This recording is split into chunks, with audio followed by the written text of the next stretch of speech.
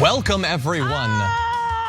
It's Emma Vigeland and also me. I'm technically here. It's the Young Turks, everyone. I'm John Iadarola, sitting in for Cenk Uygur, taking the spot of Anna Kasparian today. My old nemesis, Emma Vigeland. How's it going? I prefer frenemy. If we're really gonna get into it here, John. Because we have our moments, but we're always battling one another like it's a Real Housewife situation. That is true. We apparently, right before we went live, we were maybe in agreement on something regarding pop culture. We're gonna have to return to that during one of our social breaks. But I'm very excited to have you here. For people who might be new to the channel, to the network, you might not know that Emma worked here for a number of years. But since mid 2020 or so, you've been doing an amazing job at the Majority Report. And you also just a month ago launched another endeavor. You wanna tell us about that? Sure, thank you. Very professional to seamlessly plug this, John. I started a It's not seamless anymore, by the way. Well, yeah, I mean, I've pointed out the seams. But I started a sports show called ESVN, and we do it weekly, Mondays on the Majority Report channel. And we also do a bonus episode where I give my picks against the spread for the NFL week. But for the most part, it's a leftist, pro-labor, pro-player perspective on sports, and it's honestly sorely needed given the barstoolification of sports and the macho culture that's surrounding it. So trying to provide some sort of counterbalance as well. You can check out that show if you so choose. I actually didn't know that there was an ideological focus. I actually love that and kind of wish that I understood literally the bare minimum about sports to understand it. But no, I like that. That's actually awesome that you make that available and you have the bonus episode. For viewers, if you want my picks against the spread, it's available to tier 3 subscribers or whatever. Is that a Is that a D&D thing? I don't know. Anyway, just send envelopes of cash directly to John if you want spread picks against the spread from him. Anyway, very glad to have you here, especially because we have a great rundown of stories to get into. But we're gonna be starting off with the big domestic news story of the day. So why don't we jump right into this?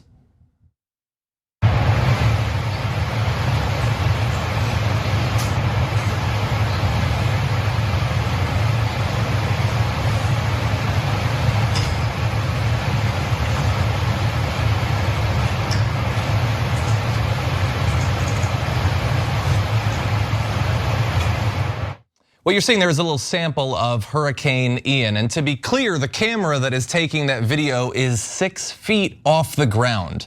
And that's video when it was visible. It's been underwater for some time. Actually, here's a photo provided by Mike Betts about the normal view from that exact same camera. So just to put into perspective what the storm surge, what I believe right now is being called tied for the 5th worst hurricane in American history in terms of intensity of the wind. Hurricane Ian actually just hit earlier today, and following a period of rapid intensification, moved up to Category 5. I'm not sure at this particular moment if it's maintained that. It is expected that, of course, it will weaken over time. But the eye of the hurricane reached shore just after 3 p.m. Earlier today. This is Eastern time, so several hours ago.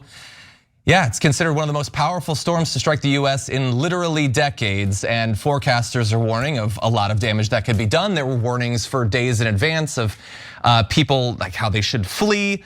Unfortunately, as is always the case, some did not. In fact, here's some footage of people attempting to swim in the storm surge.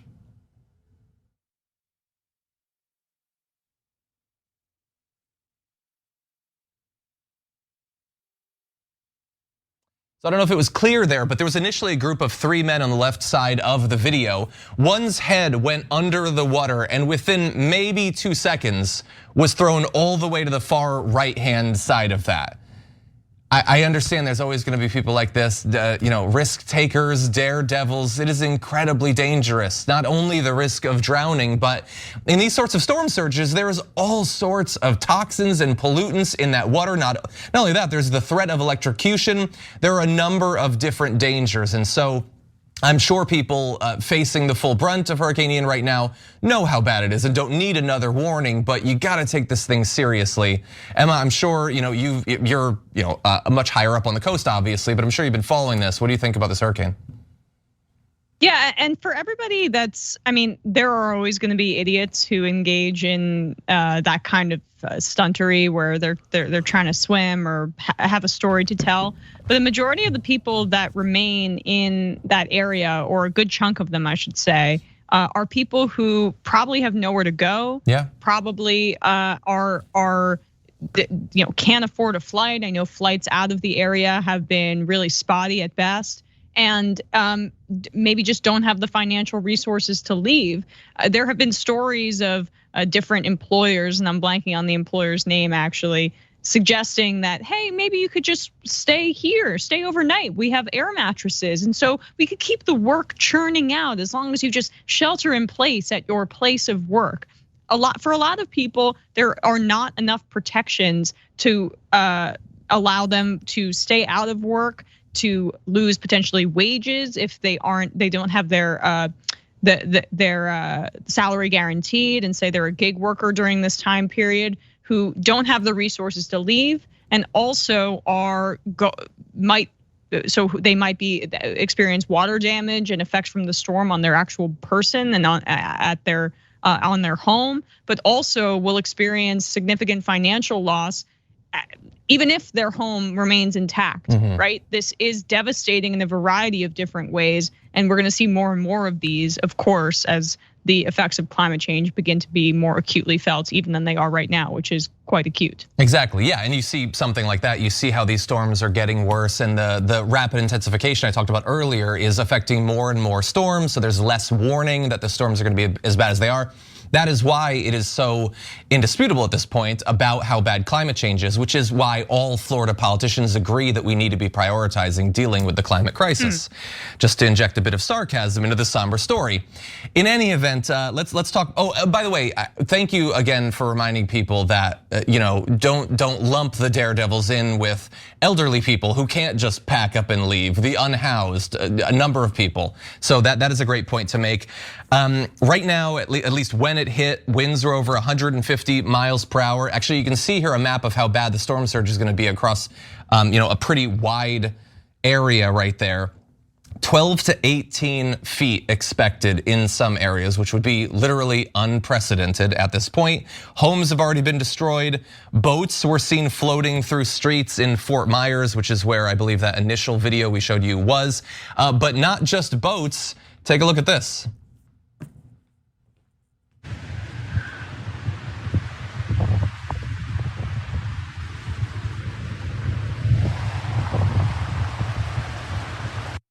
Yeah, that was a shark, and I believe this one's authentic. Every time there's a hurricane, people send out photos of a shark next to a car or whatever. That's not real. This apparently actually was. Although bear in mind, it's Florida, there's gators everywhere. A shark in the streets isn't as amazing as it would be in some other place, but still another reminder to not be in the water if you can avoid it. And for those who might be further inland, here is a map. It's one of the more recent maps I was able to find about the expected path of the hurricane, bearing in mind that is where scientists say it's going to go. You can take a Sharpie to it if you want, but that's not actually going to change the path of the hurricane.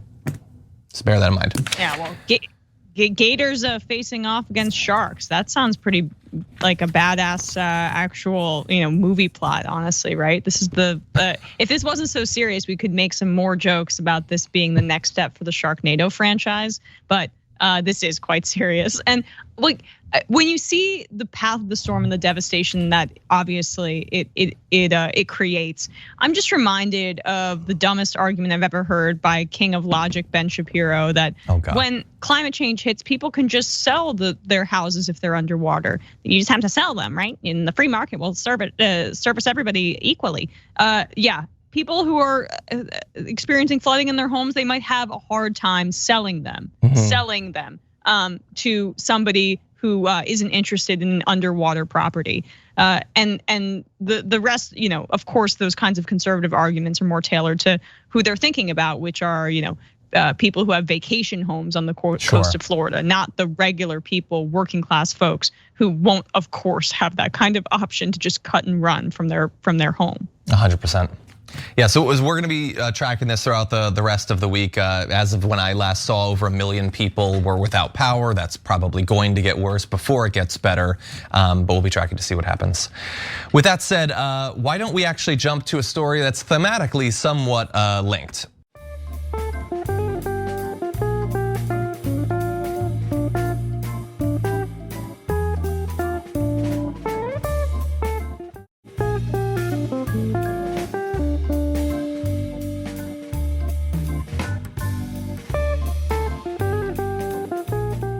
For some time now, we've been worrying about this side deal that Joe Manchin, as well as some of his allies, Chuck Schumer in this case, were cooking up, where to secure Joe Manchin's vote for Joe Biden's climate bill that passed not too many weeks ago, he was going to do this fast permitting bill that had a number of different potential negative effects. And they were tying it this week to a need to pass bill that would continue the government being open and running.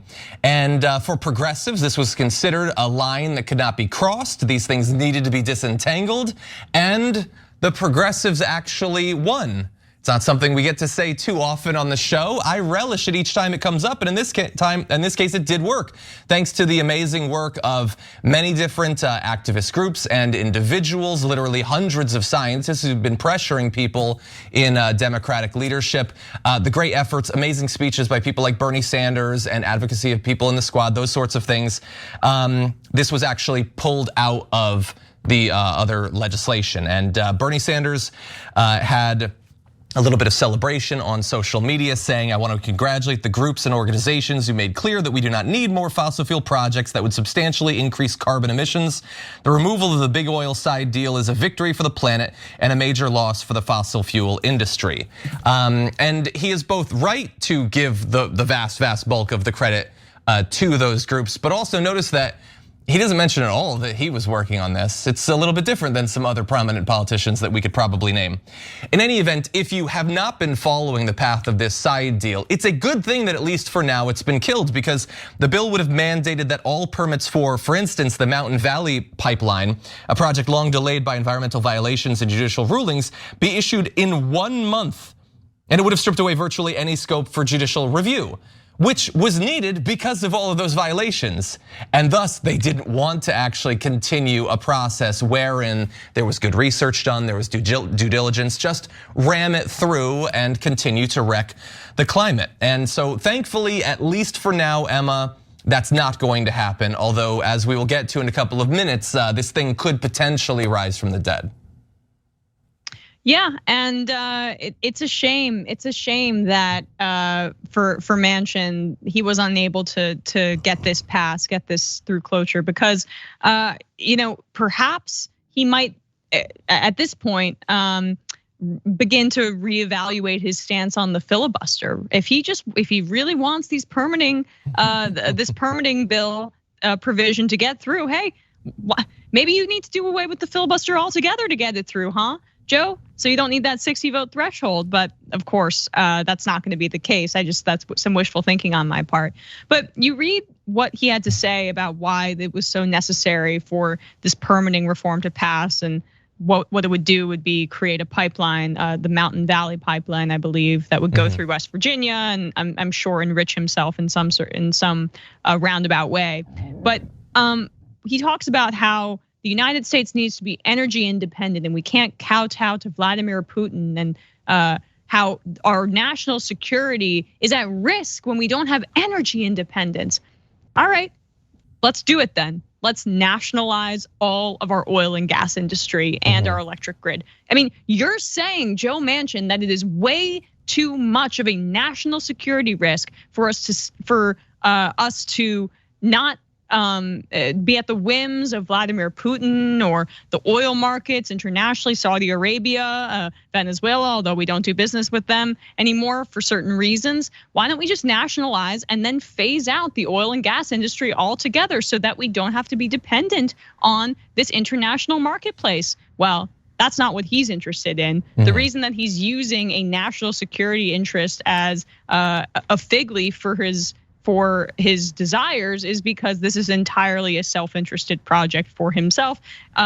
And that is how he operates as a senator. Yeah, for himself, but also for the sort of people that he cavorts around with, the people that he likes, the people that he cares about, the sort of people that are going to benefit from this. And you're totally right to point out what BS the national security argument is. He clearly, in this case, because it's so important for national security, is willing to accept the cost that a pipeline like that would bring, including any amount of additional cardiovascular disease that it caused, the pollution and all of that. Those costs are acceptable. But they never use that for renewable energy. The actual, just an extra cost in dollars isn't acceptable for them, even though in theory, were we to do some sort of massive moonshot of solar or wind energy, that too could help us be independent from all of these damned international despots. But for some reason, they never get behind that. I guess there aren't enough solar panels in West Virginia. Honestly, let's start shipping them there.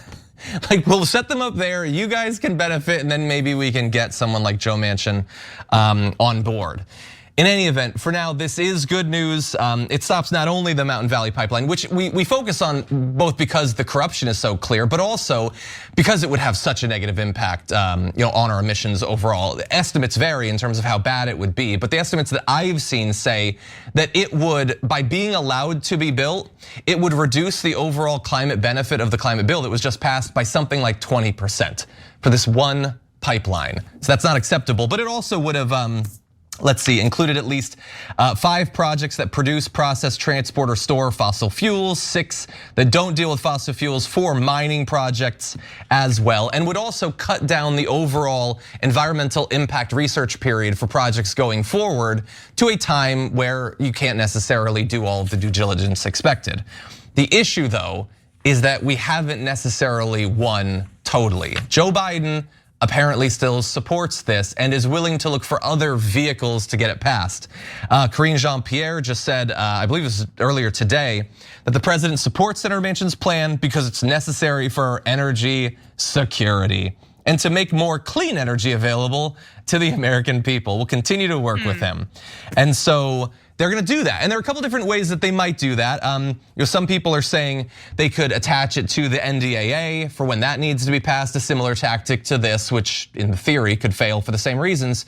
But they don't even necessarily have to do that. They don't necessarily need all of the Democrats to support this. They can afford to lose some if they can gain some Republicans. And when the topic is fossil fuels, I bet they can figure out a way to get some Republicans on board. But what do you think? Well, it depends, right? I mean, right now they're being quite vindictive towards Joe Manchin because Manchin had the gall to make a side deal with Chuck Schumer and not inform his buddies over on the other side of the aisle about that side deal. But it is quite rich to see Manchin kind of get screwed over by very similar tactics that he's used against the left for quite a long period of time. Before even the Inflation Reduction Act side deal was struck, Manchin had a secret negotiation with Chuck Schumer that said, despite, we were talking about Build Back Better, at one point Bernie was proposing 6 trillion, something like that. Then we were discussing if it should be $3 trillion. And all the while, Joe Manchin had this secret negotiation with Chuck Schumer that he was like, I'm gonna stick by a $1.75 trillion figure. So he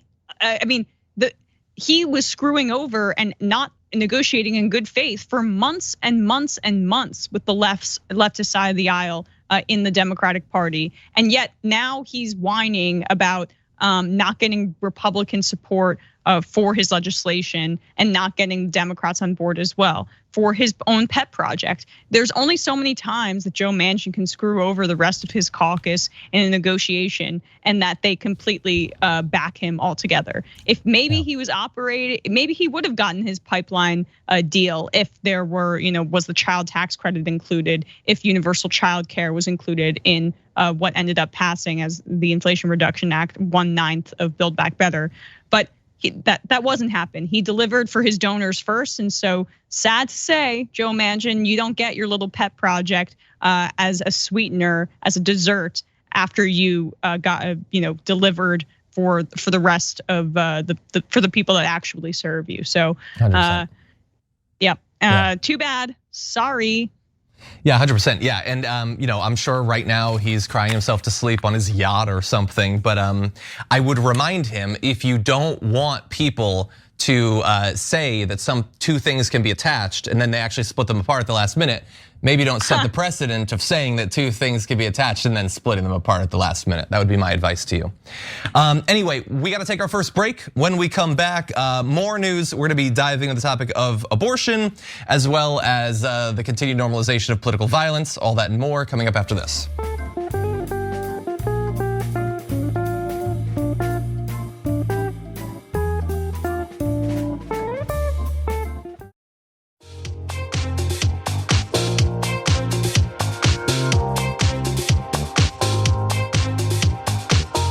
Welcome back, everyone. No big deal. Emma Vigeland's up. No big deal, everyone. I know you've been asking for it for a long time. Literally no big deal. Literally. No, but it is good to see you, John, because I've been hosting with everyone but you recently. I know. Some might say that this was deliberate avoidance by you of me, but that's just rumors that have been flying around that I've been hearing. There was a narrow miss where we were gonna do election coverage together, and I was so desperate to avoid it that I came in and messed with the power in the studio. Anyway, I freaked out when I heard it the same way that Crowder freaked out when Sam suddenly appeared. Anyway, with that said, we got more news to get to. Why don't we tee it off with this? You can give me a yes or no on this. Would that woman who decided to have an abortion, which would be considered an illegal abortion, be charged with murder? Okay, let's go back to the basic question there. Is that a human being? Is that a little boy or girl? If it is, it deserves equal protection under the law. So you're saying yes? Yes, I am. So that is Doug Mastriano. Of course, he is the Republican nominee for the governor in Pennsylvania right now. During an election, that abortion, incredibly important topic, and he's being asked in previous years about whether it should be considered murder. And it's fairly clear what he thinks right there. At that point, he had already sponsored a bill that would have banned abortion as early 6 weeks. So he was a little bit early on the Republican side for setting that arbitrary, insane 6 week timeline. And he was asked about 10 weeks there, which would already be a massive reduction from what was the status quo like 6 months ago in the US. And he seems pretty okay with the idea. Now, asked to comment initially on this becoming a topic once again, he declined. But at some point, he did seem to want to backtrack a little bit. Take a look at this. The matter of life in Pennsylvania is exactly what the Supreme Court said. It's up to the people of Pennsylvania and the people's representatives. This is on the first page of the decision, the Dobbs decision from June. The people decide in Pennsylvania what that looks like. So my views are kind of irrelevant because I cannot rule by fiat or by edict or executive order on the issue of life. It's up to the people of Pennsylvania. So if Pennsylvanians want exceptions, if they want to limit the number of weeks, it's going to have to come to your legislative body and then to my desk. Now that is a hell of a thing. So he is in this scandal right now because he implied a couple of years ago that he believes that a woman who has an abortion should be considered a murderer in a state that has capital punishment, which is exciting. And his defense is, well, I mean, it's not like I can do it unilaterally. I'm not gonna say if I still support it, but like it's not like I can sign it myself. So if coming out of this conversation, do you think he still supports it or not? If he didn't, he could get his way out of this scandal by just saying that he doesn't. No, it's clear that he still considers it to be murder. And while he's largely right, as governor, he can't just sign a piece of paper and immediately start executing women who have abortions. Do you want to roll the dice on the continued existence of your rights with a guy who has stated in the past that he doesn't believe that they're rights and that millions and millions of women are murderers? Is that what you want? Emma, what do you think? It's good timing for this with the election just a couple months away. Well, I mean, this is, I think, why maybe my perception of some of the Democrats' Pied Piper strategies deviates from maybe yours, and I know it did from Jank last time I was on this show.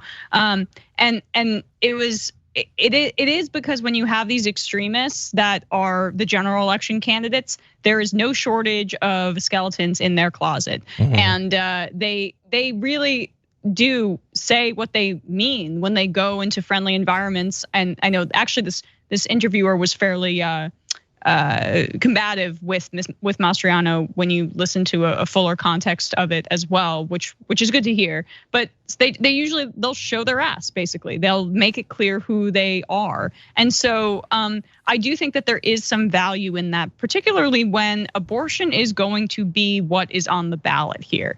I don't even know if Republicans fully understood how galvanized Democratic voters would be in a year that is typically not a good one for Democrats when you have a Democratic president and the midterms are coming up 2 years into that presidency, especially when Biden's approval rating is nothing to write home about. So the fact that he has these comments, there is some value there, and the polling seems to bear that out. And some of the other things he said in that interview are just crazy too, right? Like, I consider it a person no matter what country they're from. If they're here, I consider the fetus a person. I'm old enough to remember when Republicans were fear-mongering constantly about anchor babies and migrants coming over just to give birth here so they could stay in this country, as if that was something nefarious in and of itself. But what this really is he wants to be able to control women. And when you say that you're going to leave it up to the voters or legislative text is going to come to me, what that means is that you don't see abortion as a fundamental right. Rights do not get chipped away at the edges. Rights do not have caveats. And rape and incest exemptions, it takes a really long time to prove rape, by the way, kind of expires.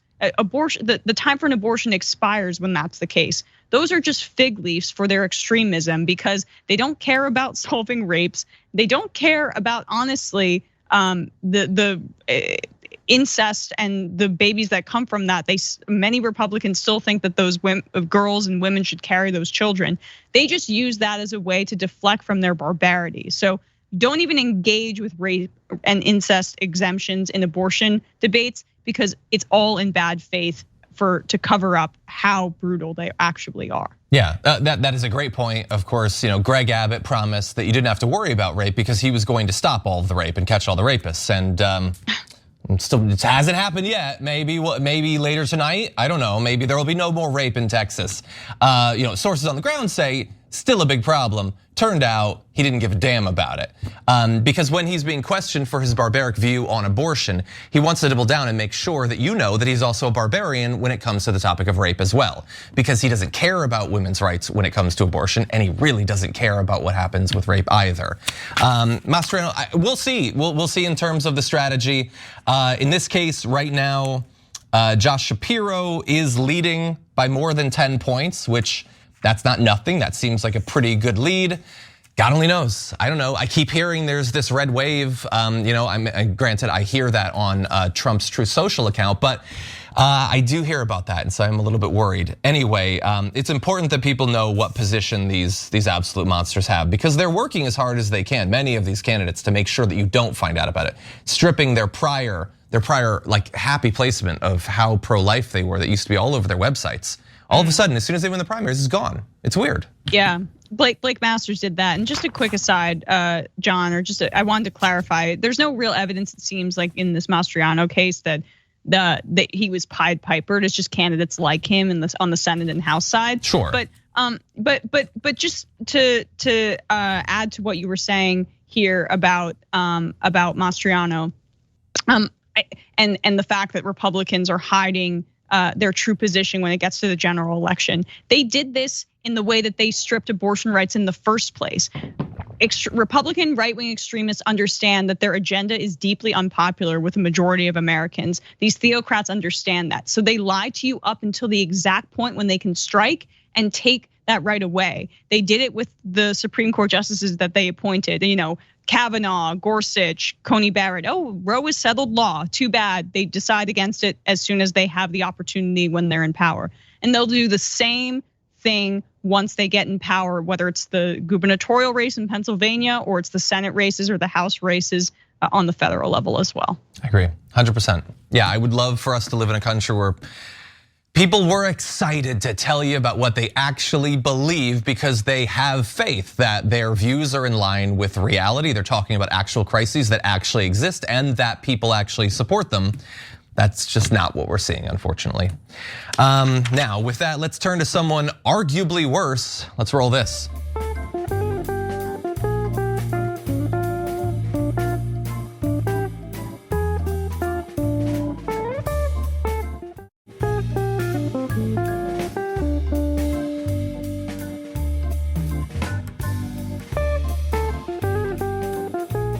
Democrats aren't the only one destroying farmers' ability to put food on the table.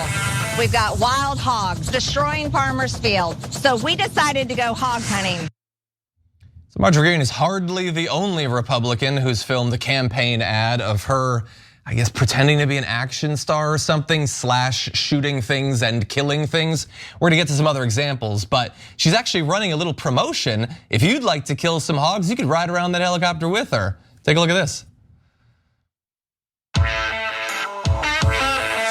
We've got skyrocketing inflation, high diesel fuel, and Democrats' America Last policies. Democrats aren't the only one destroying farmers' ability to put food on the table. We've got wild hogs destroying farmers' fields. So we decided to go hog hunting.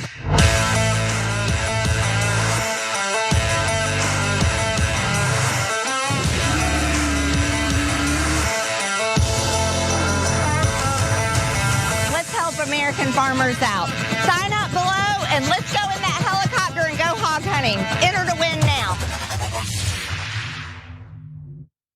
By the way, if anyone knows any of the staffers working in Marjorie Greene's office, I would love to talk to the young Republican who thought they'd be joining up with someone who was going to write legislation, but instead they found their days filled with having to edit in the sound of a hog dying to a campaign ad. That's a fun little twist on your career right there. Anyway, this is the most minor part of this. We're gonna turn to the more important part, but she makes a claim about how much damage Biden is doing to the farmers. I will remind you about a topic that she definitely didn't care about at the time, which was when Donald Trump started a trade war with China with these new tariffs that devastated farmers, so much so that they had to cut massive stimulus checks directly to different farmers. We'll put up a graphic, you'll see the details there. It's a little bit inside baseball, but I have a feeling she wasn't doing a whole bunch of vlogs at that point about how mad she was. More importantly, of course, she transitions there from talking about how Democrats are harming farmers to the hogs are harming farmers, so let's shoot the hogs. And it doesn't take a massive leap of logic. It takes only about as much as you might expect Marjorie Greene to have the capacity for to say that she is linking those two things and then fantasizing about murdering one of those. But she very much doesn't like if you point out what she's doing there, as we'll show you. But first, Emma, what do you think about this? I mean, yeah, she's not trained in the art of subtlety, that one, Marjorie Taylor Greene. Just take a look at some of the pull-ups that she tries to engage in during her CrossFit endeavors. They're not necessarily they don't really scream technique, nor do they scream subtlety as well. Those will never fail to make me laugh. But like, I mean, one, yes, of course, she's clearly making that connection, and that's I believe she came into the House with a bunch of ads shooting things as well. Yep. And I forget exactly what that entailed, but what is with Republicans and their obsessions with hogs and killing hogs? If you remember back in the last major mass shooting, and there have been a few, but the one that captured most of the country's attention, Uvalde. Bill Cassidy, Senator Bill Cassidy, Republican, said that people really need AR-15s to gun down feral hogs because they're going to be destroying their crops. Like, I was unaware that the feral hog problem is one of the largest issues facing our country right now, so much so that we need weapons of war on our streets on a regular basis, and for everyone to be holding on to them in order to just maintain a low feral hog population. I was unaware that this is a kitchen table issue, but apparently Marjorie Taylor Greene, Bill Cassidy, other Republicans seem to think this is what we need to be worried about right now. Well, see, this is where it's important to have diversity of perspective on the panel, because Emma, you might know, is a coastal elite, and she doesn't understand that up until maybe 30 years ago, there was an entire band of the country where humans could only exist in walled compounds surrounded by an ever-moving, stinking mass of feral hogs, because we didn't have the firepower to strike back. Now, yes, napalm helped, artillery helped, but it was the AR-15 that really allowed us to finally push out and begin to farm on our own. It's the dawn of man, that's I good would to say. know. Anyway, I mean, honestly, I think I'm in the liberal media bubble, so I was unaware of that. But I'm glad that the AR-15 was able to democratize the mowing down hog process. Exactly. I appreciate that information. And by the way, the hogs are an actual problem, but no, you don't need to get an M16 to take it out. That's ridiculous. Anyway, HuffPost had an article titled "Marjorie Taylor Greene likens Dems to hogs, wants help shooting them dead," and she didn't like that. She tweeted, she doesn't like their freedom of speech, I guess. She wants to cancel them. So she tweeted, "I demand you change this headline and your lies about me immediately. Your freedom of press is not freedom to lie about me. I never said anything like this and did not call for violence on Democrats." Well, they didn't claim that you directly called for violence on Democrats. They said you likened Democrats to hogs. Now, I don't expect you to know that word right off the bat, but you can look it up. You have access to the internet. I know it because you tweeted. And so just to be clear, I'm gonna read what she actually said. She said, "Democrats aren't the only ones destroying farmers' ability to put food on the table. We've got wild hogs destroying farmers' fields, so we decided to go hog hunting." What does any of that naturally have to do with each other? Nothing. You chose to connect those things. You likened one to the other. That's a choice that you made, and you know that it's a choice that you made. We're not gonna play games with you. This is the same Marjorie Greene, by the way, that back when we blessedly didn't need to know who she was and she existed mainly online as a weird person on Facebook, somebody on a page that she went to posted about wanting to put a bullet in Nancy Pelosi's head, and she gave it the old thumbs up because she thought that was a cool idea. Can HuffPost do headlines about that, Marjorie Greene? Or are you gonna cancel them for that too? Now, really fast, again, as I said, she's not the only one who does this. You had Eric Greitens with an ad that even Republicans denounced this one, where he was going around shooting rhinos. Now, of course, maybe they were only against it because in this, he's literally murdering other Republicans. But you had Dr. Oz. I've literally never seen a person look more uncomfortable holding a gun than he does in that left. Like, on the right side, he looks like he went to Disney World and went to like the old Wild West exhibit and is doing some sort of photo op with his family. Now, with the rifle, honestly, any other way you could have held that would have looked better. He looks like he's literally never held it before. He's like, could I hold a tray of crudité instead? Something I'm used to, please. But then we have another ad. This was a guy who I think was, in this ad, I think he was shooting like KKK members or something. And then Blake Masters too. Blake Masters there is pretending that he's ready to shoot someone with a gun. Everybody knows he kills people with knives and then cuts off their skin, allegedly. He likes to collect skin, allegedly. I'm not making a specific claim, so you can't sue me, Blake Masters, but this is a guy that allegedly definitely would have skin in his basement. Anyway, none of these people actually care about the guns, but they do know that their prospective voters do, and so they have to pretend to be badasses and action stars and all that. Although Marjorie Taylor Greene, I think she might actually be a true believer in the gun lifestyle. The thing about what she is good at, and good is maybe not the right word, but what she deploys, I should say, is a tried and true trope of the extreme right wing. And Rush Limbaugh had been training his audience to do this for decades, which is see hidden meaning and hide behind plausible deniability. That's exactly what she's engaging in there. She wants you to make the connection of political violence towards Democrats, and she is basically playing dumb when being asked about it in the press, because it's the same reason that Donald Trump plays the where we go all theme at his rallies. They want to get, and he's even bordering on the edge right there. They want to give enough to their base, to the far right people that support them, while still being able to be respectable publicly. And the reason it works is because of all of that far right insane media training that that kind of extremist base has consumed, and white supremacists think this way too, right?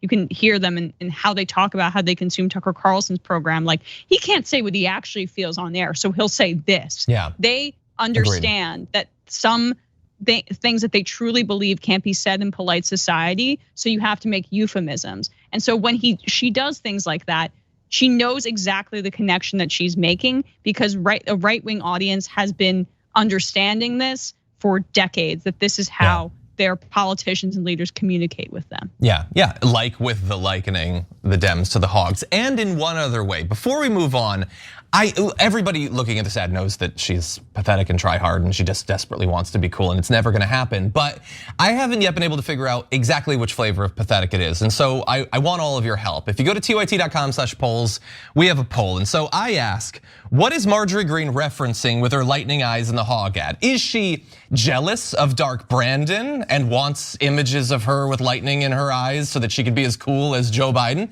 Is it a reference to QAnon's The Storm? That seems pretty likely.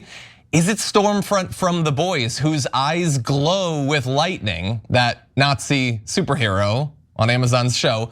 Or is it just stealing Storm from the X-Men, because even black female superheroes can't have anything without her trying to take it? I don't know, but go to tyt.com/polls and you can vote there, and we'll reveal at some point what you all thought. With that said, we're gonna take a break. When we come back, we've got some awesome videos that David Schuster got at a Trump rally. We'll show you those to you after this.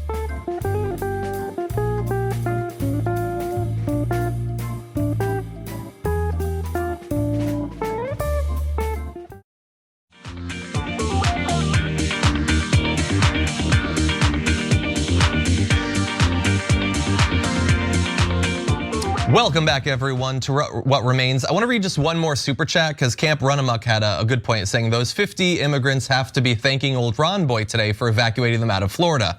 That's a good point, but to be clear, they weren't from Florida. Remember, he took them from Texas and sent them over. It's insane. Anyway, we've got some great videos probably to close out this hour. So are you ready, Emma? Oh yeah. Okay, let's do it. Let's jump directly into this. I believe that America is being saved through Donald Trump and the military. We have world leaders involved, and they're taking back their rights. It goes back to the Constitution. It goes back to our freedom. It goes back to God. It's biblical, and I believe that we're on the verge of seeing it happen immediately.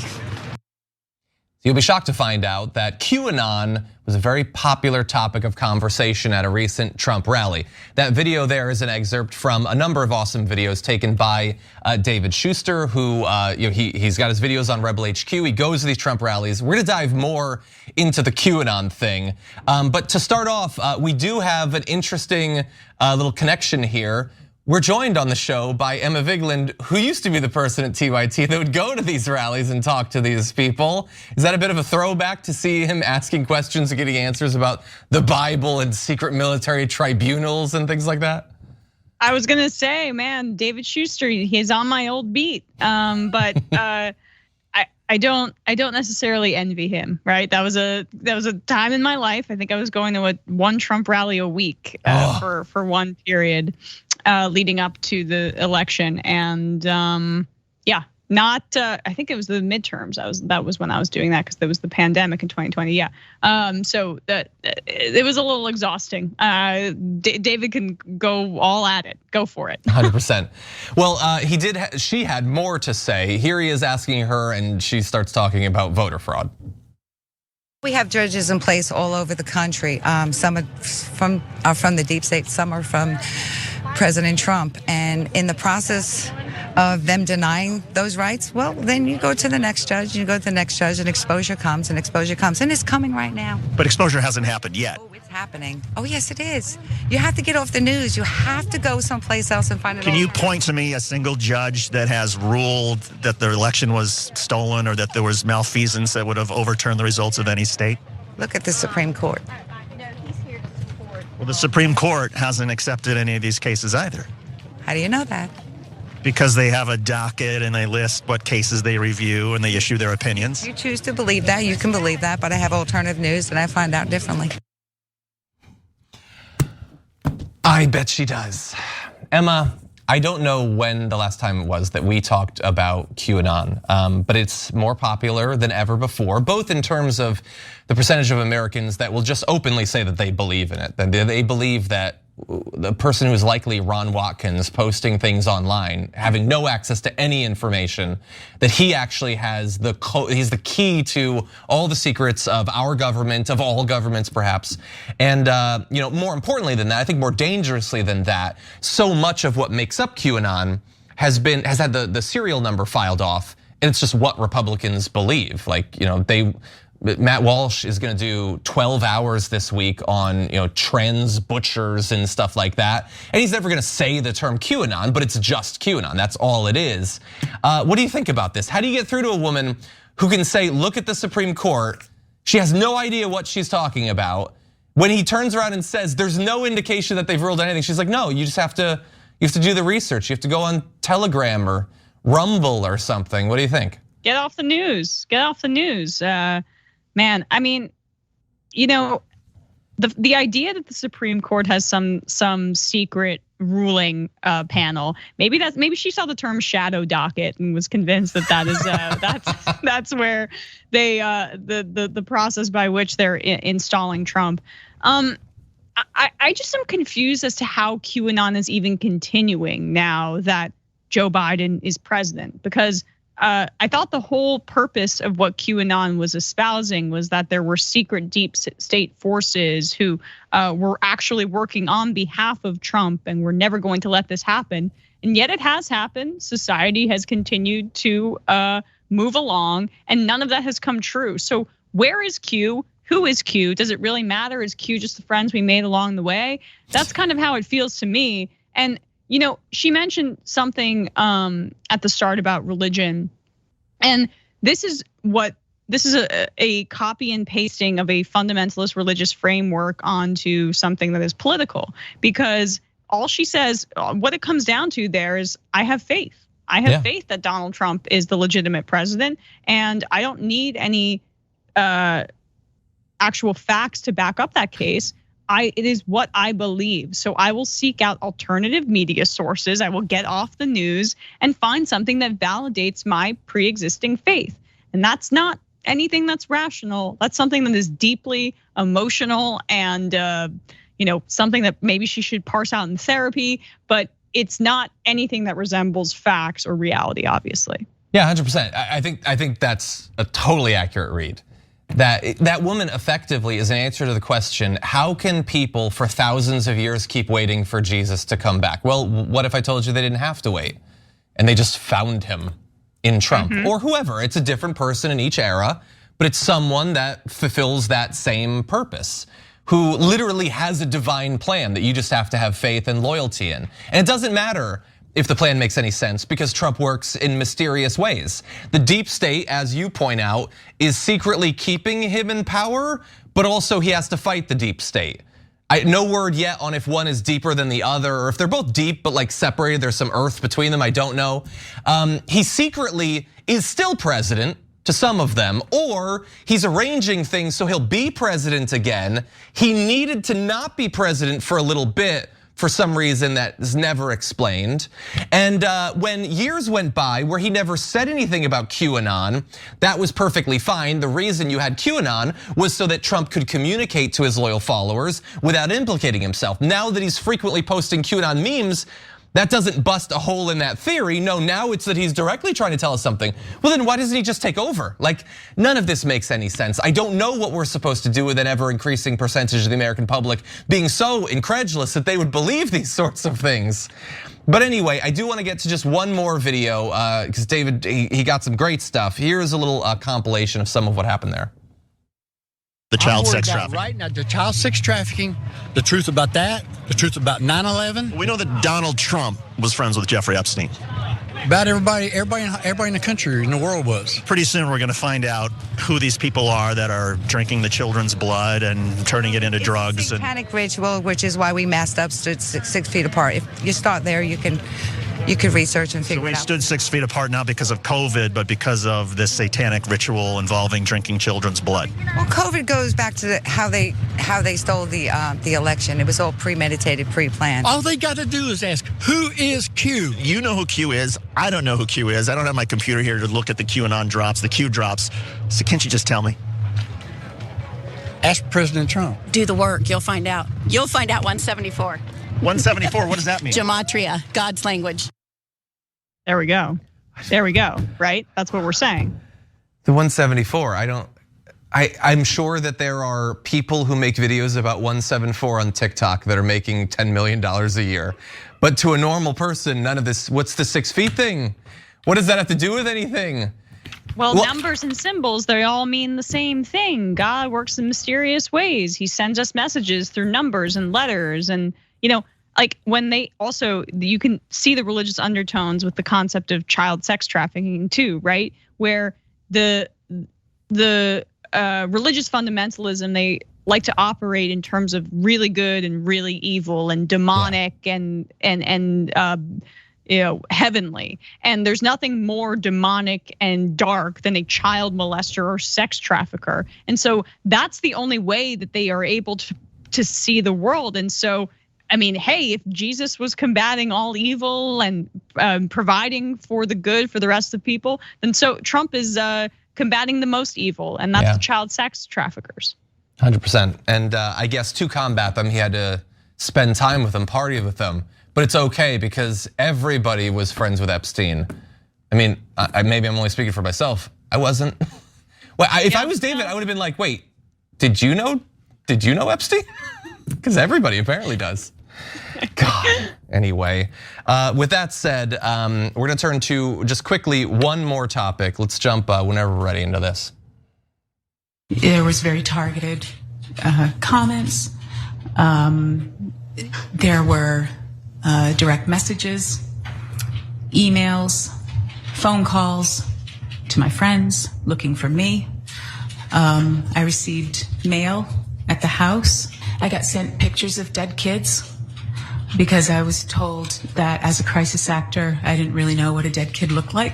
So this is what it should look like. That is Nicole Hockley, whose son Dylan was just 6 years old when he was murdered at Sandy Hook, which is an unimaginable thing to go through. And it doesn't seem like anything could be worse, and yet there are people in this world who found a way to make it worse because they harassed her for years and years and years because an insane person on the internet wanted something to rage about and make a bunch of money selling stay hard pills or whatever. And so Alex Jones's trial continues, and parents like Nicole have to recount the absolutely horrendous experiences that they've had at the hands of his mob of lunatics. Even this trial, by the way, let's not forget, is a traumatic thing for her to have to go through. Her entire life, every day since Sandy Hook, has had to be about the worst thing that ever happened to her because the most evil, deranged people in the world will not allow her a moment to maybe get some sort of peace, some sort of distance or clarity on this horrible experience. And so I can't imagine what it's like to have to talk about this, but I am glad that there are people like Nicole, as well as a number of other parents who lost their kids tragically at Sandy Hook that are continuing to testify and make it unavoidable for everyone to acknowledge how horrendous it was, what Alex Jones did to these people. Emma, what do you think? Yeah, I mean, we talked a bit about this in the context of the QAnon folks and how there's like this religious framework by which they view Donald Trump and they view the world by extension of him. And there is another piece to that. There's a narcissism too involved in that, which is what conspiracy theories that are not, about actually challenging the powerful say. If you're looking into, who actually killed Malcolm X or MLK or JFK, right? Those have value. What this doesn't have any value. All it does is demonize regular people to feed a narcissism with alienated people, probably consuming Alex Jones's content, who want to feel like they have access to a certain kind of special knowledge that they get to investigate and that they get to look into. Hey, the mainstream media who's saying that this horrible, brutal, just unconscionable, unimaginable thing happened to these parents, they're lying to you. I have something entirely contrasting that I can provide for you. And you can consume this media because it's very different than what your friends or what your parents or what everybody else is engaging in. And you're special. You have access to the secret knowledge. And hey, now everyone's lying to you. Aren't you angry about that? Aren't you going to start harassing these parents who have gone through the most heart-wrenching, just like I can't even think about the pain that they endured and continue to endure to this day? Time to harass them. They're lying to you. They're the real problem. And that is what is so insidious about just what Alex Jones does regularly and the fallout from this particular act of malfeasance on his part. Exactly.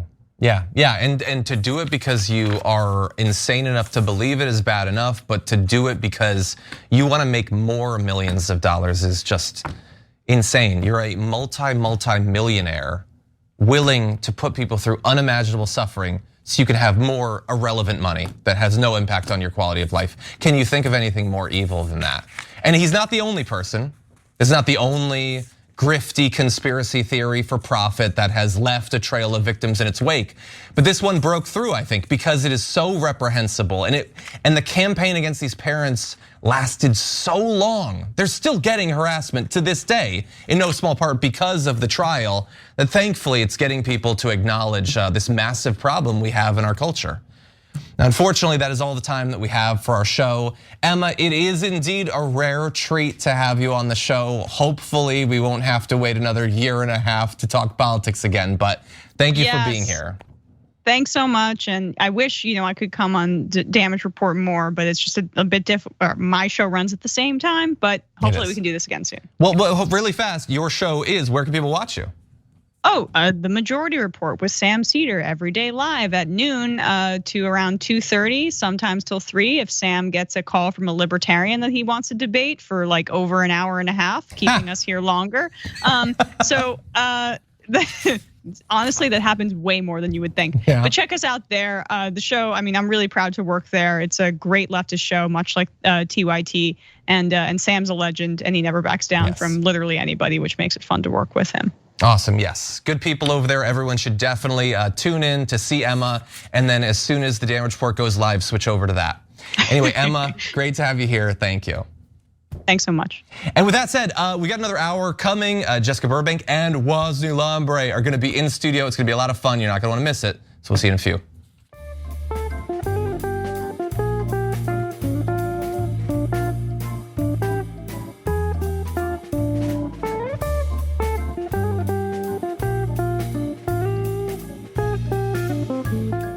Thanks for listening to the full episode of The Young Turks. Support our work, listen ad-free, access members-only bonus content, and more by subscribing to Apple Podcasts at apple.co/TYT. I'm your host, Cenk Uygur, and I'll see you soon.